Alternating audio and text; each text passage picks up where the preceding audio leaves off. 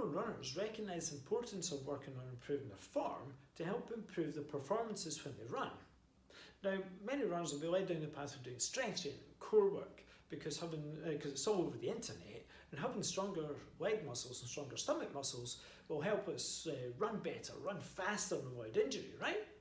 Well, it's not quite as simple as that, because there's still a lot of misinformation as to, well, how often do we train? What exercises do we do? How many sets? How many reps? How heavy should the weights be? How hard should the intensity be? And actually, there's having stronger muscles doesn't mean that we'll avoid injury, because you could actually have the strongest muscles and still be injured.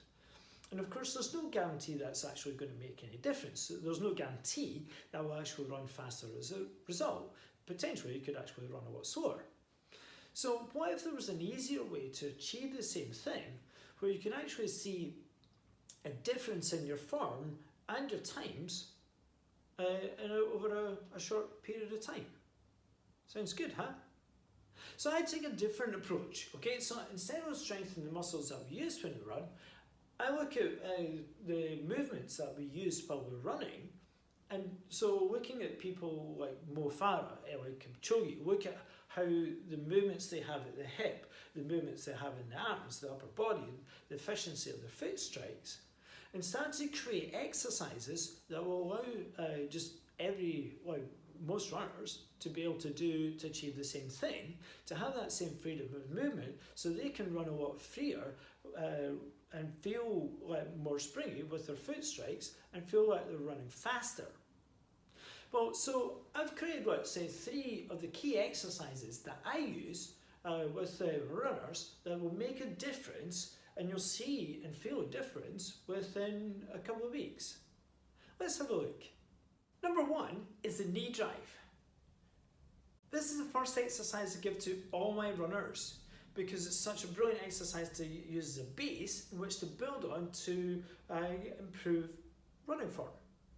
Okay, so we're doing with shoes off because we want to work on ankle stability, hip stability, and start to create the forward movement from the hip that's going to help improve our running stride.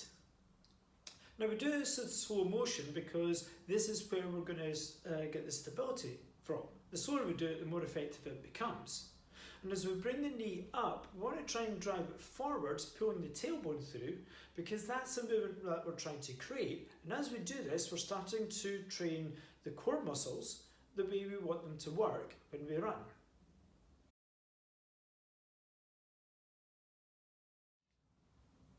Number 2 is upper back mobility. Most of us have limitations in our movement patterns because we're stuck in one position for long periods at work. And this has a knock-on effect when we run because we have limited movement through our arms. Whereas if we could get more from the back and start to work the arms harder, then we would start to notice a difference in our speed without having to continue to ask the legs to work even harder. Now the exercise we're going to do involves using a broomstick. Now you use the broomstick, one, because everybody's got one and it's fairly cheap if you need to get one, but the main thing is it's going to help drive more movement than we would be able to create without it. Now the exercise we're going to do is taking the back through all its movement patterns, through all 3 planes, and as a result everything should feel a little bit looser and you're able to get more from your arms. So let's look at the first one. Hold the broomstick overhead, take a step forward with one foot and pull the tailbone through, lift the chest up and pull the arms back overhead. Now what you should feel is a stretch through the hip flexors on the back leg as you pull the tailbone through, possibly the stomach muscles, and a good stretch through the upper back. Now you might feel it across the lower back. If it's too much of a problem, I would say reduce the range of movement, so then all you're doing is pulling the tailbone through. Then gradually increase the range of movement with the arms as you go. The second exercise, we hold the broomstick at chest height, take that step forward, pull the tailbone through again, and this time twist to the side of the leading leg, keeping your eyes fixed on where the broomstick is going.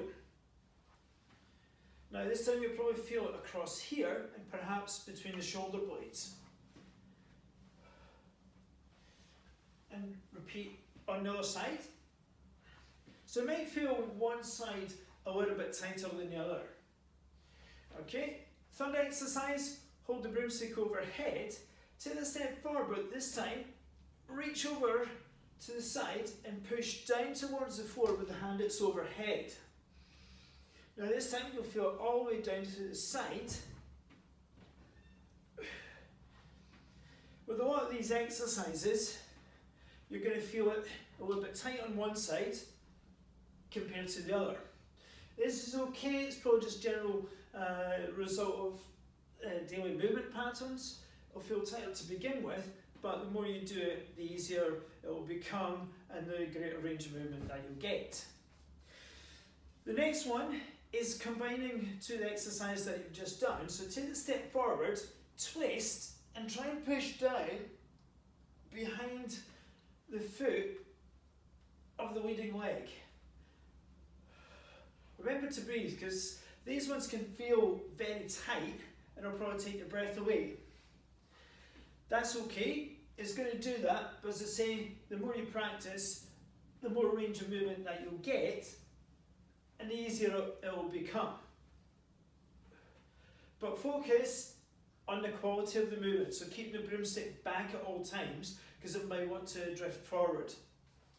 You could do one more, and that's standing on one foot, so you're combining the knee drive with a rotation. Okay, so this is a little bit more progressive, but this is going to help create that twist in the torso that you're going to need when you run. And number 3 is hopping. In order to create a more efficient way to run, we need to create a much more efficient foot strike. Because effectively every time our foot hits the floor, we're applying the brakes. So we want to create something where we're landing and springing straight off and spending less time on the floor. And hopping will give us that. To begin with, you'll probably feel like a baby elephant thundering along, but with the more of the practice, the more the foot will become a little bit more elastic and the more responsive the hops will be. And so if you keep on practicing, just up and down the drive, it doesn't have to be anything complex, just regular hops, then when you go for a run, then you'll start to feel like you've got springs under your feet. Pretty cool, huh? So how do we put this all together to create a routine? Well, I would recommend doing the knee drive exercise and the back exercises every single day, because it's the limitations in our movements and our daily patterns that are creating the problems that currently exist. So sitting at desks, being in one position for long periods means all the joints, all the movement patterns are kind of stiffen up. So if we can spend 2 or 3 minutes just doing the knee drive and the back exercises in the morning, first thing in the morning, when we get out of bed, and then again in the evening, then we're going to start to feel a difference after a few days just in their daily routine. Feel like we're standing taller, feel like we're performing our daily tasks a lot easier. And then put all the 3 exercises as part of your warm-up before you go for a run. So while we're standing waiting for a GPS signal on our watch, we could do a few reps of the back exercises, of the knee drives and some hops. So then when we start to run, you'll start to feel everything's a little bit looser, feel a little bit freer, feel like you're getting more, feel like you're gliding, and feel like it's actually effortless. Now, you'll only be able to sustain this for a short distance or a few hundred yards to begin with, but with practice, you'll be able to maintain this for longer. And what you'll start to notice is that your runs will start to feel almost effortless, but your times are coming down, so you're getting faster, but it feels like you're actually using less effort. Pretty cool, huh? Right, what to do is go and try these, go and practice these for yourself. Let me know how you got on. If you've got any questions, put in the comments below. Keep in touch, let me know how you got on, and happy running. Thanks for watching.